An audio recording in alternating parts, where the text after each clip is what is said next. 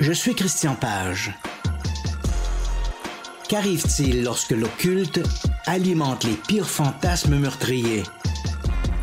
Bienvenue dans Crimes occultes. Pendant un moment, le journaliste Jimmy Breslin retourne l'enveloppe entre ses doigts.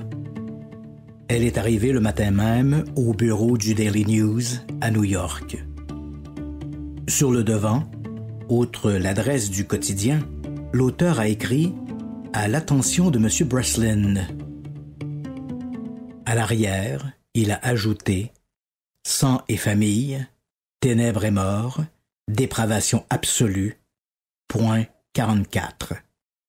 Ces mots sinistres sont accompagnés d'un dessin rappelant vaguement un symbole occulte, semblable au VV de la religion vaudou.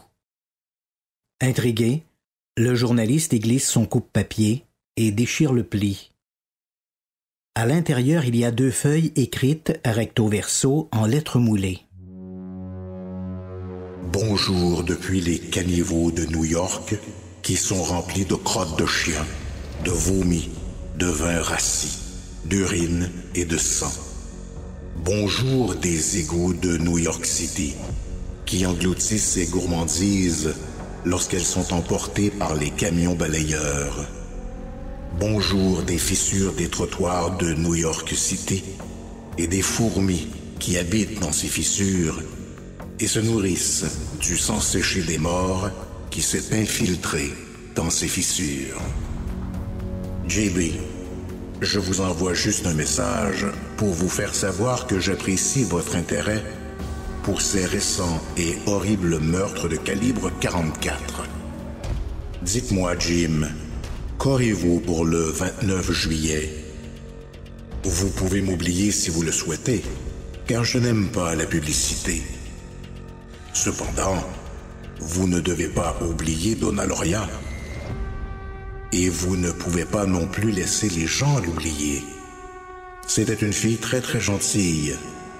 Mais Sam est un garçon assoiffé, et il ne me laissera pas arrêter de tuer tant qu'il ne sera pas rassasié de sang. Monsieur Breslin, ne pensez pas que parce que vous n'avez pas eu de mes nouvelles depuis un moment, que je me suis endormi. Non, je suis toujours là. Peut-être que nous nous rencontrerons face à face un jour, ou peut-être que je serai abattu par un 38 fumant des flics. Quoi qu'il en soit, si j'ai la chance de vous rencontrer, je vous raconterai tout sur Sam si vous le souhaitez, et je vous le présenterai. Son nom est Sam le Terrible. Ne sachant pas ce que l'avenir nous réserve, je vous dirai adieu, et je vous verrai au prochain travail. Souvenez-vous de Madame Loria. Merci. Dans leur sang et du caniveau. La lettre se termine par une double signature. La création de Sam.44, le tueur au 44 Magnum. Le 29 juillet 1976, Donna Loria, une étudiante en médecine de 18 ans, et Jody Valenti, une apprentie infirmière de 19 ans, se stationnent devant le 2860 Burr Avenue, dans le quartier du Bronx, à New York. Donna y habite avec ses parents. Comme elle ouvre la portière pour descendre, elle aperçoit un homme qui marche dans sa direction. Une de ses mains disparaît à l'intérieur d'un sac en papier, comme s'il dissimulait quelque chose. Soudain, l'homme s'accroupit. Il sort de son sac un revolver qu'il tient à 2 mains. Il tire 5 fois à travers le pare-brise avant de prendre la fuite. Donna est atteinte mortellement, alors que Jody n'a que des blessures mineures. Au détective Ronald Marcinison, du 8e district, chargé de l'affaire, Jody décrit le tireur comme un homme caucasien, ayant des cheveux foncés et légèrement bouclés. Il mesurait 1,75 m et était trapu. Dans l'automobile des victimes, les enquêteurs retrouvent 2 balles de calibre 44 identique à celle extraite de la tête de Donna par le légiste. C'est un calibre puissant et très répandu. Désirant connaître les motivations du tueur, le détective Ronald Marcinison suit les pistes habituelles. Un prétendant inconduit, un petit ami jaloux ou un collègue de travail frustré. Mais il ne trouve rien. Donna devient une statistique. Une des 1622 victimes de meurtre de l'année 1976 sur le grand territoire de New York. Il s'appelle David Richard Berkowitz. Étendu dans son lit, il essaie de trouver le sommeil. Pas facile.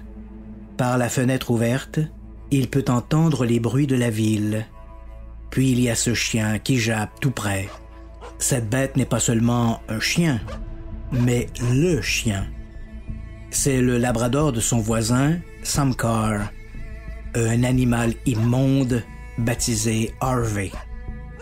Sous ses airs enjoués se cache un cerbère des enfers. Des dizaines de sorcières l'habitent et le dominent. Quand il aboie, il parle. Il s'adresse à Berkowitz. Il lui dit des choses terribles. Il réclame des vies, des âmes innocentes. Il est le messager du diable. Comment David pourrait-il trouver le sommeil dans ce chaos? Berkowitz met les mains sur ses oreilles. « Faites taire ce chien pour l'amour de Dieu !» murmure-t-il. Du coup, il sourit. Évoquer l'amour de Dieu en pareille circonstance est plutôt paradoxal. Pendant un moment, il fixe le mur devant son lit. Dans la pénombre, il devine le trou où vit M. Williams. Lui aussi lui parle. Il l'encourage. Il est l'ami d'Harvey. « N'entends-tu pas la peine ?» lui souffle l'habitant du vide. Comment faire taire toutes ces voix? Et s'il faisait ce qu'elles demandent? Peut-être pourrait-il retrouver la paix. Il abdique. Il se relève, enfile un jeans et un t-shirt. Il est résolu. Du tiroir d'une commode, il sort un lourd revolver de calibre 44. Il s'assure que le barillet à 5 balles est chargé à bloc.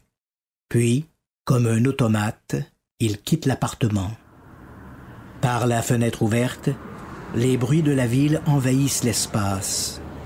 Mais Harvey a cessé d'aboyer. Nous sommes en automne, à New York. La température est agréable et la nuit est encore jeune. Le 23 octobre 1976, vers 2 heures du matin, Carl Denaro et Rosemary Keenan, tous deux âgés de 20 ans, arrivent à leur véhicule stationné dans le secteur Flushing du Queens. Comme il s'agit de la voiture de Rosemary, c'est elle qui s'installe au volant. Elle vient à peine de mettre le contact que la vitre arrière vole en éclats. Le premier tir est suivi de 3 ou 4 détonations. Sur la banquette, côté passager, Carl Denaro est atteint à la tête. Il perd conscience presque aussitôt. Paniquée, Rosemary sort du véhicule en hurlant et court en direction d'une discothèque située à moins de 50 mètres. Heureusement, les blessures de Denaro ne sont pas mortelles. La balle, retrouvée dans la voiture, l'a aussi effleuré à la main droite. L'enquête révèle que le projectile a été tiré d'un revolver de calibre 44. Hélas, il est trop déformé pour le comparer à d'autres balles fichées dans les archives balistiques de la police. Le 26 novembre, en début de nuit, Donna DeMasi, 16 ans, et Joan Lumino, 18 ans, sont à l'extérieur du domicile des Lumino, un petit bungalow situé sur la 262e Street. Les amis parlent à voix basse pour ne pas déranger les voisins. Comme elles sont sur le point de se séparer, elles remarquent un homme blanc de taille moyenne qui marche d'un pas pressé dans leur direction. Il ne semble pas menaçant. Arrivé à leur hauteur, l'inconnu demande « Pouvez-vous me dire où se trouve? » Avant même de terminer sa phrase, il dégaine une arme de poing et tire une première fois sur Donna, l'atteignant au cou. Elle s'écroule sur le trottoir. Le tireur se tourne vers Joanne, qui a déjà rejoint le porche.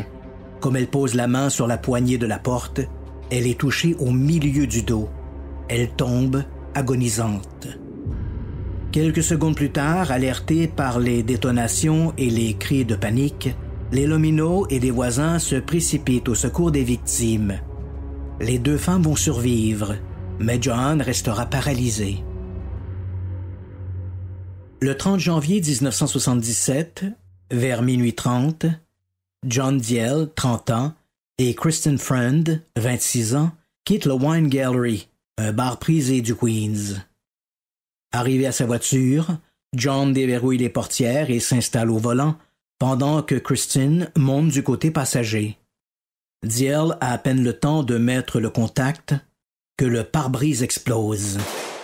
John penche instinctivement la tête sur le côté pour éviter les éclats de verre. Lorsqu'il se retourne vers Christine, elle est affaissée contre la vitre de la portière. Du sang s'écoule d'une plaie au-dessus de son oreille droite. Elle est mourante. Elle a été atteinte de 2 projectiles, l'un à la tête, mortel, et un autre à l'épaule droite. Les balles extraites à l'autopsie sont de calibre 44. L'inspecteur Joseph Coffey, chargé d'enquêter sur le meurtre de Kristen Friend, apprend qu'au moins 3 autres agressions au 44 Magnum sont survenues ces derniers mois. Pourrait-elle être l'œuvre d'un seul et même tireur? Avec une moyenne de 5 meurtres par jour à New York, il est encore trop tôt pour tirer des conclusions. Mais l'idée d'un tueur en série commence à faire son chemin. L'agent Coffey envoie les balles récupérées lors de l'agression contre Kristen Friend et John Diel au laboratoire médico-légal du Grand New York. Les experts sont d'avis qu'elles proviennent peut-être de l'arme utilisée lors des attaques précédentes. Le calibre est très répandu, mais le revolver, lui, est probablement un Charter Arms Bulldog à 5 coups, un modèle plutôt rare. Informé de cette correspondance, la presse sonne l'alarme, qualifiant au passage l'assassin de tueur au 44 Magnum. Le 8 mars, Virginia Voskerichian, une étudiante de l'Université Columbia, rentre chez elle, à Forest Hill, dans le Queens. Alors qu'elle s'engage sur Dartmouth Street, elle voit un homme qui marche dans sa direction. C'est un individu de race blanche d'environ 1,75 m. Il est de corpulence moyenne. Il a les cheveux foncés, légèrement bouclés, et porte une casquette rabaissée sur le devant, dissimulant ses traits. Comme il arrive à sa hauteur, il sort une arme de poing qui lui braque au visage. Instinctivement, Virginia tente de se protéger avec les livres qu'elle tient à la main. Le puissant projectile de calibre 44 traverse cette barrière de papier et l'atteint en pleine bouche pour aller se loger dans son cerveau, près du bulbe rachidien. Virginia Voskerichian s'affaisse sur le ciment, morte. La police et les secours arrivent rapidement. Les tests balistiques prouvent une fois de plus que la balle mortelle a été tirée par le tueur au 44 Magnum. Cette fois, la donne vient de changer. Jusqu'ici, la police était d'avis que le tueur au 44 ne visait que des couples et que ses heures de prédilection étaient au milieu de la nuit. Le meurtre de Virginia Voskerichian, une étudiante abattue en début de soirée vers 19h30, alors qu'elle marchait seule sur le trottoir, choque les habitants de New York. Le message est clair et s'adresse principalement aux femmes. Où que vous soyez, peu importe l'heure, vous n'êtes plus à l'abri. La panique s'installe. Les amoureux désertent les Lovers Lane et les couples évitent les longues discussions sur les aires de stationnement. Comme l'assassin semble avoir un faible pour les brunettes aux cheveux longs, Beaucoup de femmes changent de coupe ou se font teindre en blond. À la mi-avril, les autorités mettent en place une unité spéciale pour arrêter le tireur en série, l'unité Omega. L'escouade est composée de 300 policiers new-yorkais sous la férule de l'inspecteur Timothy Dowd. Sur le terrain, la coordination des troupes est assurée par le capitaine Joseph Borelli. Le 17 avril, Alexander Esso, 20 ans, et sa petite amie Valentina Suriani, 18 ans, sont garés sur la voie de service de la Hutchison River Parkway, dans le Bronx. Il est 3 heures du matin. Occupé à discuter et à s'embrasser, le couple ne voit pas l'homme s'approcher de la voiture. Il se place devant et, comme les amoureux lèvent les yeux vers lui, il tire 4 fois à travers le pare-brise. Valentina, assise du côté passager, est atteinte en plein front. Elle meurt sur le coup. Alexander est touché par les 3 autres projectiles. En quittant les lieux, l'assassin jette par la fenêtre ouverte du côté passager une enveloppe adressée à Joe Borelli, Queens Homicide. Les secours arrivent rapidement. Les ambulanciers ne peuvent hélas que constater le décès de Valentina. Son compagnon est toujours vivant, mais dans un état critique. Il est conduit à l'hôpital Jacobi, où il décède durant la nuit. Les projectiles sont identifiés comme provenant de l'arme du tireur fou. Quant à la lettre, elle est de facto acheminée au capitaine Joseph Borelli, le chef de la brigade des homicides du Bronx et un des pivots de l'unité Omega, chargé d'arrêter le tueur au 44 Magnum. Un pseudonyme à la veille de changer. Au QG de la police, l'enveloppe se révèle vierge d'empreintes digitales. Elle contient 4 feuilles de format standard. L'écriture, enveloppe émissive, est en lettres moulées, surdimensionnées. L'auteur écrit qu'il est un monstre, qu'il est le fils de Sam. Il évoque son père Sam, qu'il décrit comme un homme violent et un buveur de sang. Il se désigne lui-même comme un monstre, comme Belzébuth et le grassouillet Behémoth. Il perçoit ses crimes comme une chasse, un jeu qu'il affectionne. Il annonce de prochaines victimes, précisant que le seul moyen de l'arrêter sera de l'abattre. Il signe « Sincèrement vôtre dans le meurtre, Monsieur Monstre ». Sur le fond, la lettre est un charabia incohérent, clairement l'œuvre d'un désaxé. Elle a toutefois le mérite d'être claire. D'autres meurtres sont à venir. Elle offre aussi aux journalistes un pseudonyme plus percutant.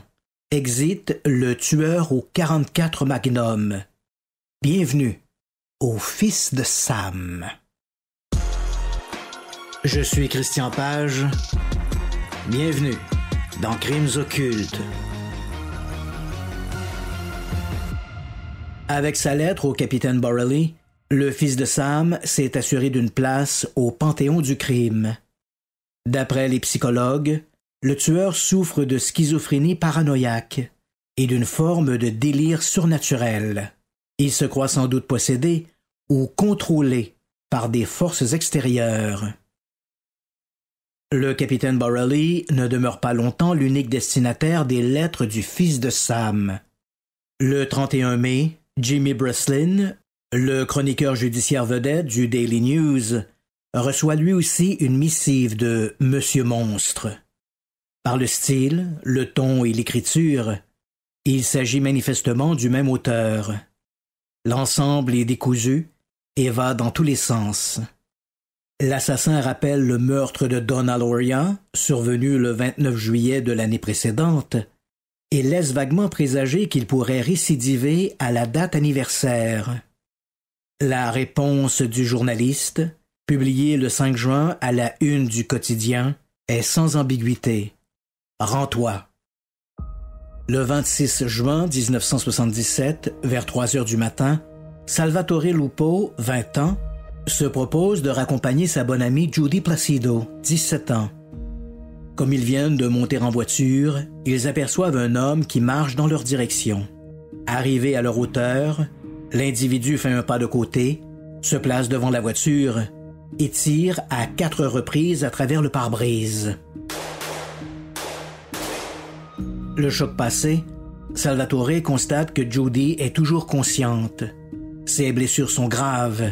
Elle a été atteinte d'un projectile à la tête, mais sa vie n'est pas en danger. Les enquêteurs de l'unité Omega ne sont pas longs à comprendre qu'il s'agit d'une nouvelle attaque du fils de Sam. Le 31 juillet, Robert Violante et Stacy Moskowitz regagnent leur voiture à Shore Parkway, près de Bad Beach Park. Il est près de 3 heures du matin. Ils ont passé la soirée au cinéma et dans une discothèque de Brooklyn. Ils ont vaguement parlé des crimes du fils de Sam, mais ne se sentent pas vraiment concernés. Après tout, l'assassin n'a jamais frappé du côté de Brooklyn. De surcroît, il ne cible que les brunes.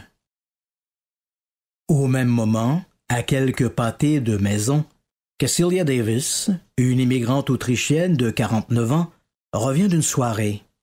En entrant dans son immeuble, elle note, un peu plus bas dans la rue, un policier en train de glisser une contravention sous l'essuie-glace d'une Ford Galaxy. 5 minutes plus tard, la quadragénaire est de retour devant l'édifice pour promener son chien. C'est à ce moment-là qu'elle aperçoit un homme qui marche vers elle. Il fait 1,70 m ou 1,75 m. Il y a quelque chose d'inquiétant dans sa démarche. Un je ne sais quoi de félin. Sa main droite est dissimulée dans la manche de son blouson, comme s'il essayait de cacher quelque chose. Cecilia fait un pas de côté pour le laisser passer. Il disparaît à l'intersection. À quelques rues de là, Stacy et Robert reviennent à leur voiture. Ils marchent, main dans la main. À cette heure, les rues sont presque désertes. En levant les yeux, Robert remarque un homme qui longe la clôture.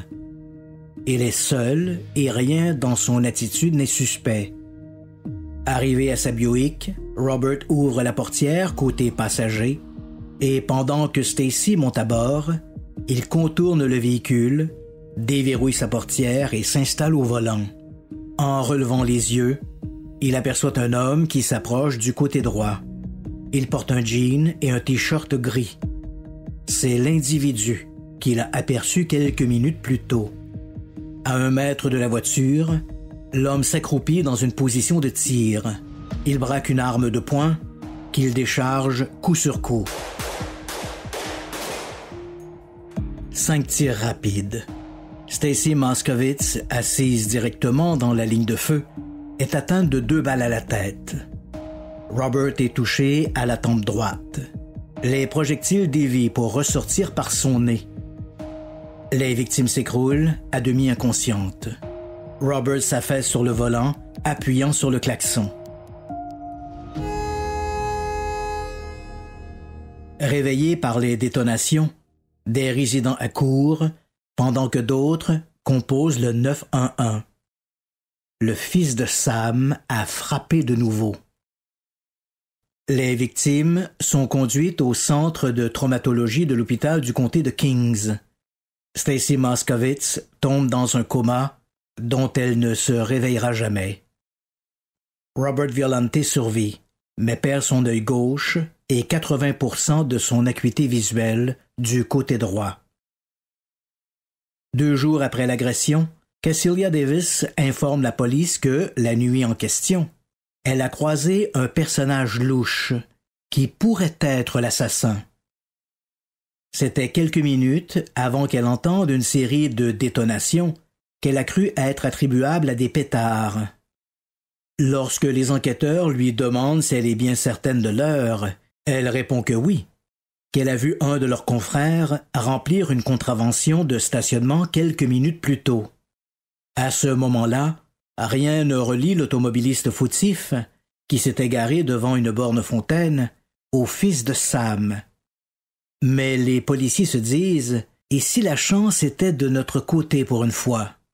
Même s'il n'est pas le tueur, cet homme a peut-être vu quelque chose. Le 31 juillet, entre 2h et 3h du matin, 3 constats d'infraction ont été dressés sur la 17e Street. 2 des voitures appartiennent à des gens du secteur. La 3e est celle d'un certain David Berkowitz, qui vit à Yonkers. Que pouvait bien faire ce résident du nord de l'East River à Brooklyn à cette heure tardive, se demandent les enquêteurs. Et surtout, qui est David Berkowitz? Richard David Falco voit le jour le 1er juin 1953. Il est le fruit d'une relation entre Betty Brother, une jeune ouvrière du Bronx, et son amant, Joseph Kleinman. Ce dernier, déjà marié, n'a pas l'intention de supporter cette autre famille et menace de tourner les talons. Betty est déchirée. À ce moment-là, elle a déjà une fille née de son bref mariage avec Tony Falco, et la venue de cette nouvelle bouche à nourrir n'augure rien de bon. La crainte d'être larguée par son amant pèse aussi dans la balance. L'enfant est finalement placé en adoption pour la plus grande joie de Nat et Pearl Berkowitz, un couple juif de classe ouvrière du Bronx. Ils le rebaptisent David Richard Berkowitz. Comme enfant unique, David grandit dans une bulle hyperprotectrice. En dépit de cet environnement douillet, il reste un garçon difficile, hyperactif et colérique. Il a des amis, mais reste discret. Il socialise avec les autres jeunes du quartier, mais dans les recoins sombres de son esprit, il est troublé. Vers l'âge de 10 ou 12 ans, il commence à torturer des animaux, un penchant quasi omniprésent dans l'enfance des tueurs en série. Il terrorise les autres écoliers et a une fascination pour le feu. En 1967, Pearl Berkowitz reçoit un diagnostic de cancer. Le tumulte du quartier n'est plus adapté à sa santé. La famille souhaite s'installer à Co-op City, un secteur plus tranquille au nord-est du Bronx. Avant que la construction de la copropriété soit achevée, Pearl meurt. Nat et David y emménagent seuls. Ce déménagement ajoute à la détresse de l'adolescent. Ses résultats scolaires chutent. La mort de Pearl Berkowitz devient une nouvelle épreuve, dans ce qu'il entrevoit comme un grand plan pour le détruire. Quelques années plus tôt, lorsque les Berkowitz lui ont annoncé qu'il avait été adopté et que sa mère était morte en couche, un pieux mensonge, il a développé un sentiment de culpabilité. Il se croit responsable du drame. La mort de Pearl Berkowitz s'ajoute à la liste. Ses perceptions paranoïaques s'accroissent lorsque son père commence à fréquenter une femme qui le déteste. En 1971, Nat Berkowitz vend sa quincaillerie, se remarie et part s'installer en Floride, dans un quartier huppé pour retraités. Laissé à lui-même dans la mégapole, David se trouve à court d'options. Il s'enrôle dans l'armée et s'en sort plutôt bien. Il se distingue dans le maniement des armes. Il est même déployé en Corée pendant 1 an. En 1974, il quitte l'armée et rentre à New York. Il se met en quête de ses parents biologiques. Il retrouve sa mère, Betty, et sa demi-sœur, Roslyn. Roslyn est à présent mariée et mère de 2 fillettes. Du coup, il apprend aussi que son père, Joseph Kleinman, est décédé d'un cancer en 1965. Cette famille retrouvée qu'il accueille comme l'un des siens le comble un temps seulement. David est en quête de quelque chose de plus grand. Il a toujours ce vide en lui. Il est de plus en plus paranoïaque. Il a l'impression que les gens se lient dans son dos, incluant sa famille. Il se questionne. Pourquoi sa mère l'a-t-elle abandonné, lui, mais pas sa sœur? Il leur tourne le dos. Il occupe un emploi d'agent de sécurité, mais la routine le blase. Il se trouve un nouveau divertissement. Le feu. D'un bout à l'autre de New York, il allume des incendies. Le chaos que provoquent ces crimes le plonge dans des états extatiques. Dans un journal, il note les lieux et les dates. Au fil des mois, le nombre de ses méfaits passe de quelques dizaines à des centaines, au rythme de plusieurs par semaine. Il sombre dans des idées délirantes. Le soir de Noël 1975, les démons lui parlent pour la première fois. Ils lui demandent du sang et des vies. Pour faire taire ces voix, qui ne s'apaiseront que s'il exécute leurs demandes, David s'arme d'un couteau et se met en chasse. Près d'une épicerie, il agresse une femme d'origine hispanique. Sa lame déchire les vêtements de sa victime et la lacère légèrement. La femme se met à hurler, le forçant à battre en retraite. Elle ne portera jamais plainte. Le même soir, près de Dreiser Loop, à Co-op City, il poignarde à 6 reprises Michelle Foreman, une étudiante de 15 ans. Les blessures de l'adolescente nécessiteront plusieurs jours d'hospitalisation. Berkowitz ne sera jamais inquiété pour cette agression.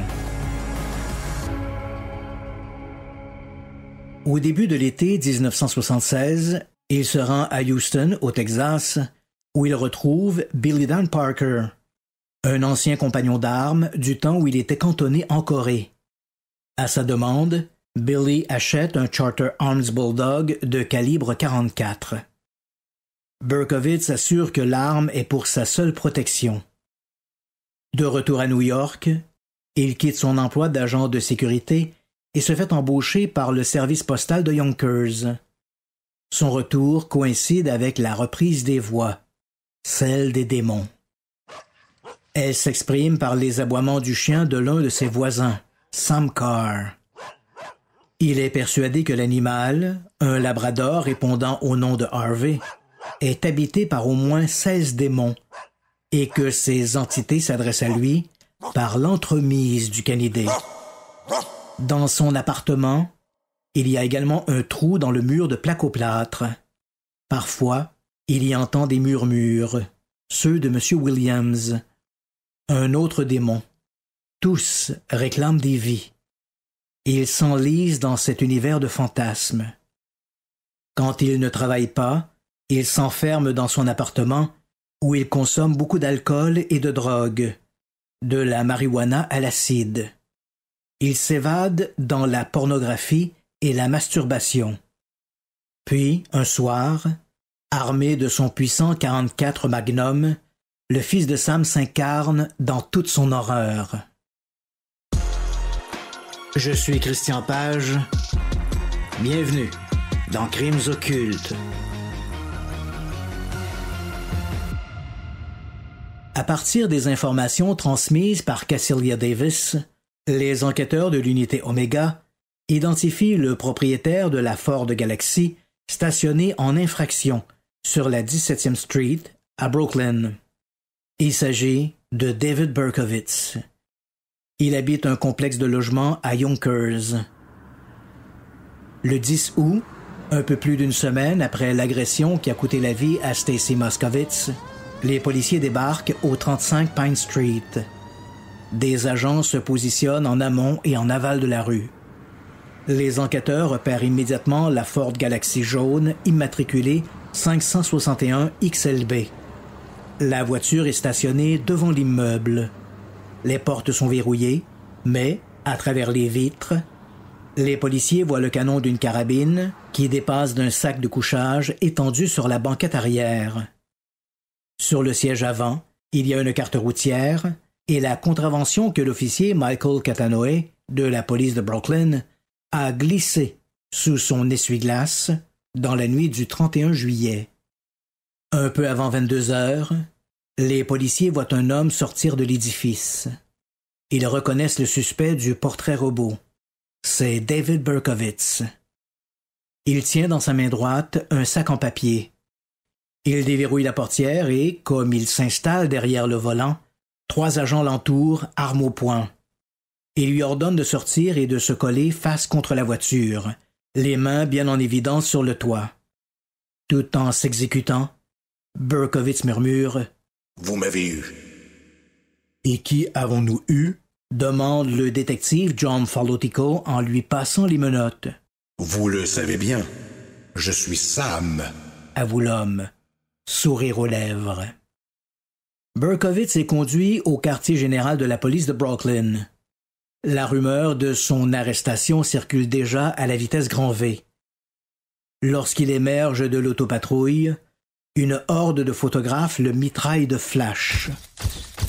Voilà donc le visage de celui qui a fait trembler tout New York. Les reporters sont presque déçus.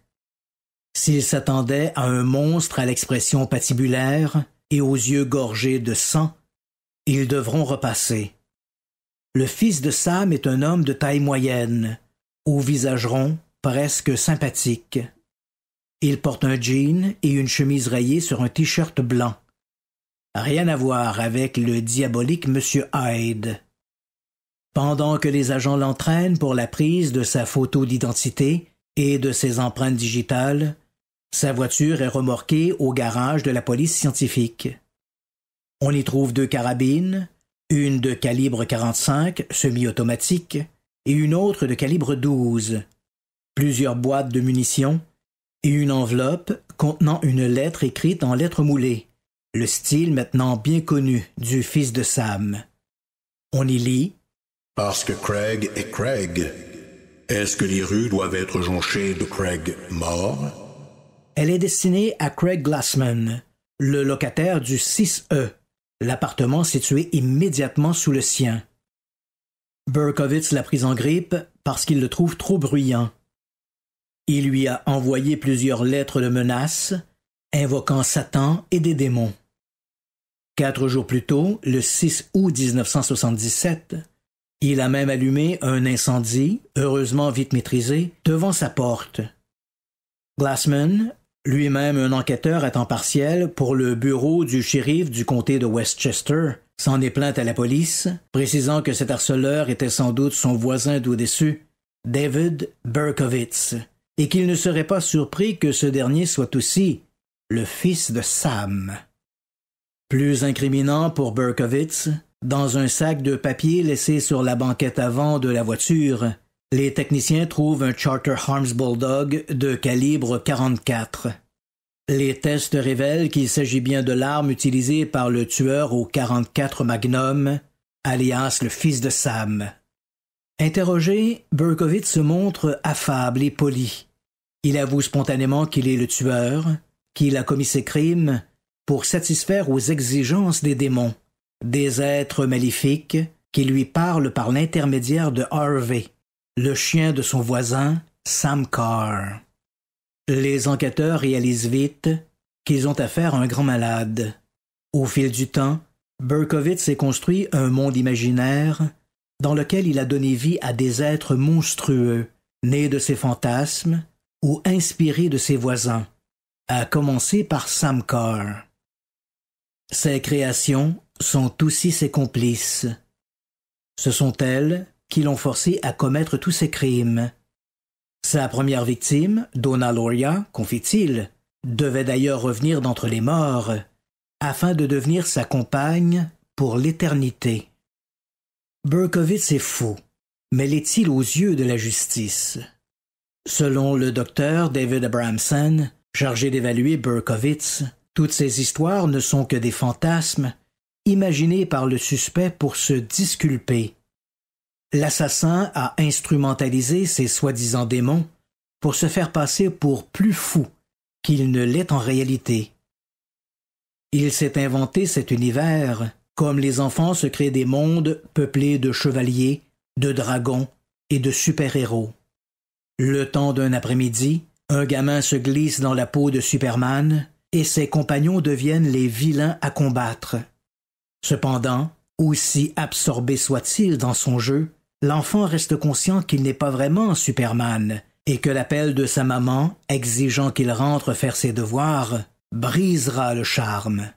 Sa mère devient son méchant Lex Luthor et sa kryptonite. Même chose pour Berkowitz. Lors de ses sorties nocturnes, il se plaisait à croire qu'il était le fils de Sam, qu'il commettait ses crimes pour répondre aux appels des démons. Dans son fort intérieur, il n'a toutefois jamais cessé d'être conscient qu'il n'était que David Berkowitz, un enfant non désiré et impopulaire. Chaque fois qu'il appuyait sur la détente, il savait qu'il n'était pas soumis aux contraintes de sa main, un de ses démons, mais qu'il agissait sous l'effet de sa colère inhibée. Il se haïssait et méprisait les femmes, ces salopes qui, comme sa mère, l'avaient toujours rejeté. David Berkowitz n'était pas le fils de Sam. Il jouait seulement à l'être. S'appuyant sur ses opinions, le procureur du district de Brooklyn décide d'aller de l'avant. En mai 1978, Berkowitz est inculpé devant 3 tribunaux sur les sites de ses agressions, Brooklyn, le Bronx et le Queens. Contre l'avis de ses avocats, il plaide coupable à toutes les accusations. 6 meurtres, 7 tentatives de meurtre et 1500 incendies volontaires. Il n'y aura donc pas de procès. Pour les victimes et leurs proches, cela signifie que de nombreuses questions resteront sans réponse.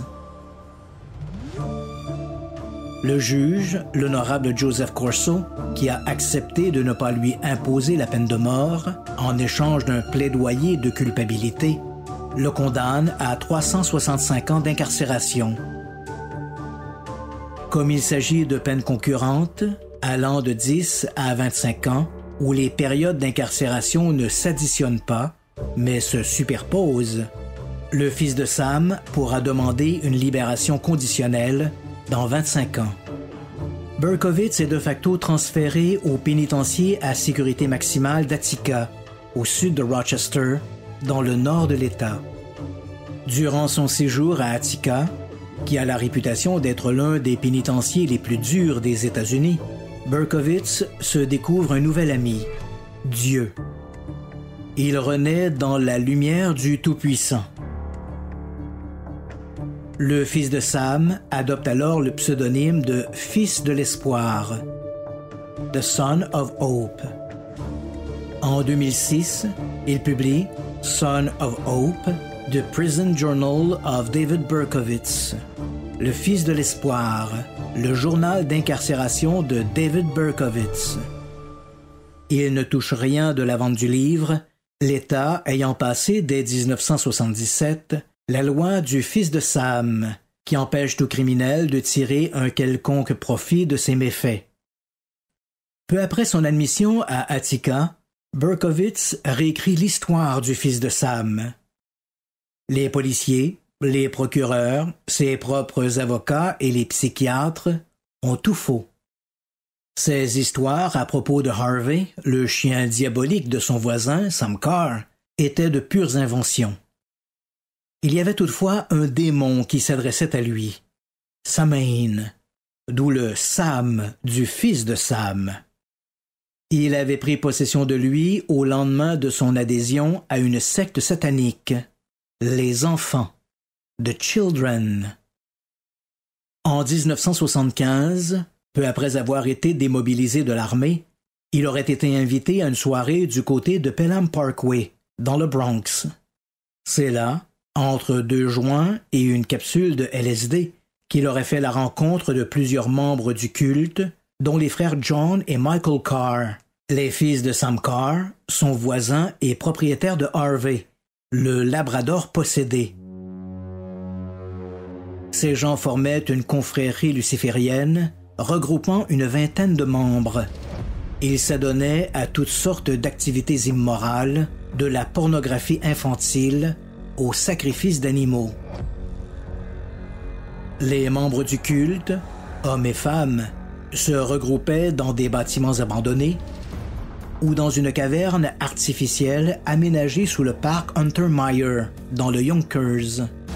David, depuis longtemps fasciné par la sorcellerie, les sciences occultes et les films d'horreur sataniques, comme Le bébé de Rosemary, se serait laissé convaincre de se joindre au culte et se serait procuré la Bible satanique d'Anton LaVey et aurait commencé à pratiquer des rituels, tant en solitaire qu'avec les autres membres de la secte.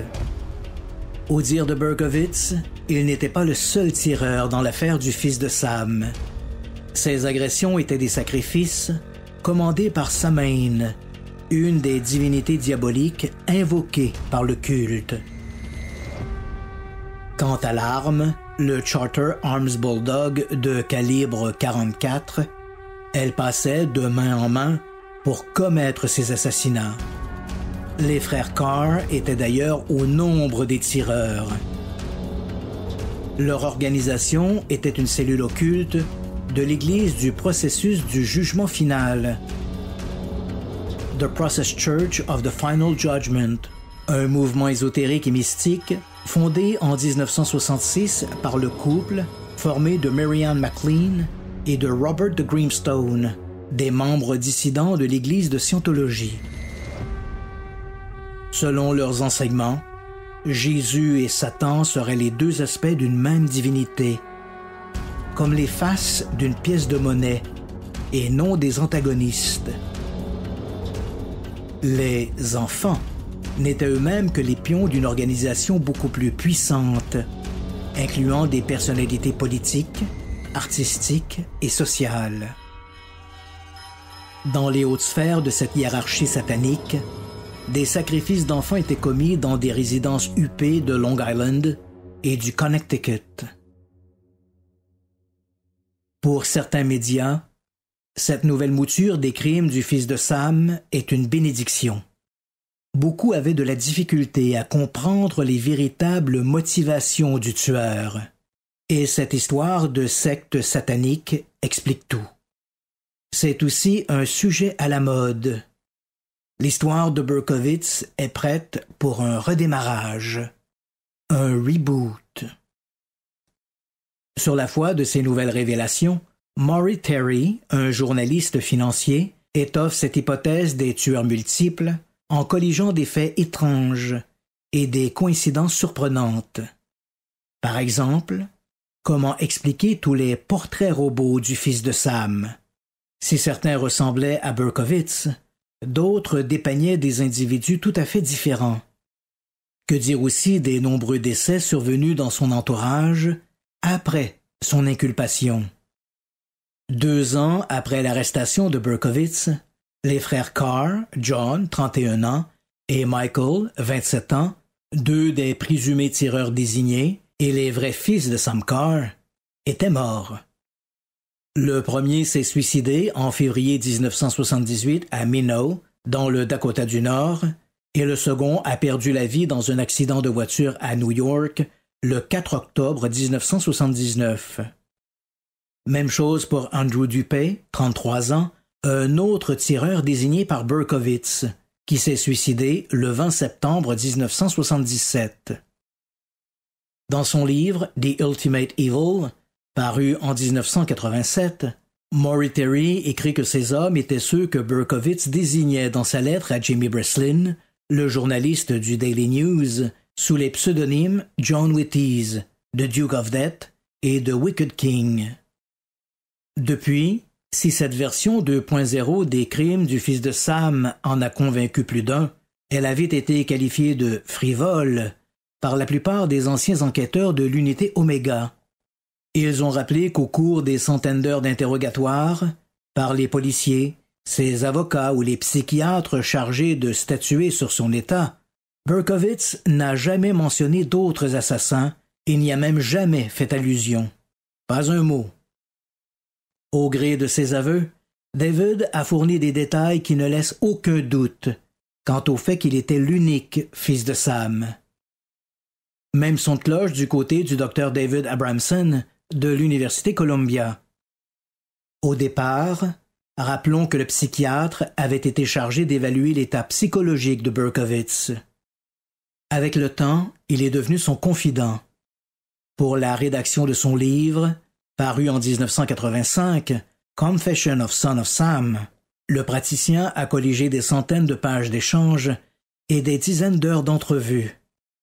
À aucun moment, l'assassin n'a mentionné quoi que ce soit à propos d'autres tireurs.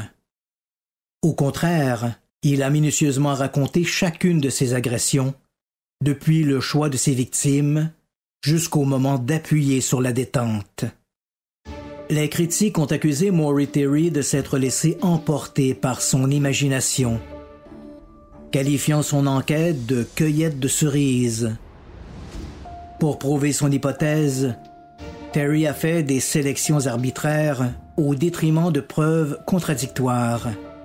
Il s'est laissé piéger par ses propres biais de confirmation.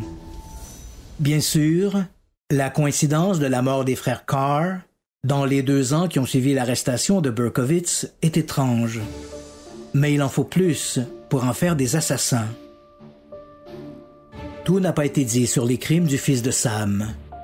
Certains aspects sont voués au secret, à moins que Berkowitz n'accepte de répondre aux questions. Ce n'est apparemment pas dans ses projets. 1 an après son incarcération, il a reçu l'illumination divine et a gommé l'ancien David de sa vie et de sa mémoire. Il refuse à présent de parler de ses crimes, sous prétexte que c'était dans une autre vie. Derrière ses airs angéliques, il reste toutefois un narcissique. Depuis son arrestation, il a donné des dizaines d'entrevues. Il a publié ses mémoires, Son of Hope, et commercialisé une vidéo, Son of Sam, Son of Hope. Il a même un site internet. Quel que soit le média, il reprend sa rengaine. J'étais malheureux, j'étais perdu, j'étais blessé. Mon père m'avait menti, ma mère m'avait menti, ma demi-sœur m'avait menti, et les femmes refusaient de partager mon lit. Bref, tout ce que dit Berkowitz est lié à sa personne. Je ne crois pas, comme l'a judicieusement souligné son psychiatre, que Berkowitz ait été dominé par ses démons, comme il le répète depuis 50 ans. C'est trop facile. Durant la période des crimes du fils de Sam, David a occupé 3 emplois: gardien chez eBay Security, chauffeur de taxi et agent de tri pour la Poste de New York. Tous ses collègues l'ont décrit comme charmant, affable et poli. Aucun d'eux n'aurait pu imaginer qu'il était le tueur au 44 Magnum. S'il avait souffert d'un délire de type schizophrène paranoïaque, il aurait été incapable de jouer ce double rôle. Les démons ne le contrôlaient pas. Ils l'accompagnaient sur le théâtre de ses tueries. Quant aux motifs, ils sont désespérément banals. Il en voulait au reste du monde, principalement aux femmes. Ces meurtres étaient sa revanche sur une société qui l'ignorait, une façon de ramener les compteurs à zéro. David Berkowitz est toujours incarcéré au centre correctionnel de Shawangunk, à 90 minutes au nord de New York. En plus de répandre la bonne nouvelle, il milite pour un meilleur contrôle des armes à feu. Les voies du Seigneur sont vraiment impénétrables. Même s'il est admissible à une libération conditionnelle depuis 2002, toutes ses demandes ont été rejetées. D'ici sa prochaine audition devant la commission, le prisonnier 78A 1976 peut entretenir l'espoir. Un paradoxe pour celui qui se fait à présent appeler le fils de l'espoir.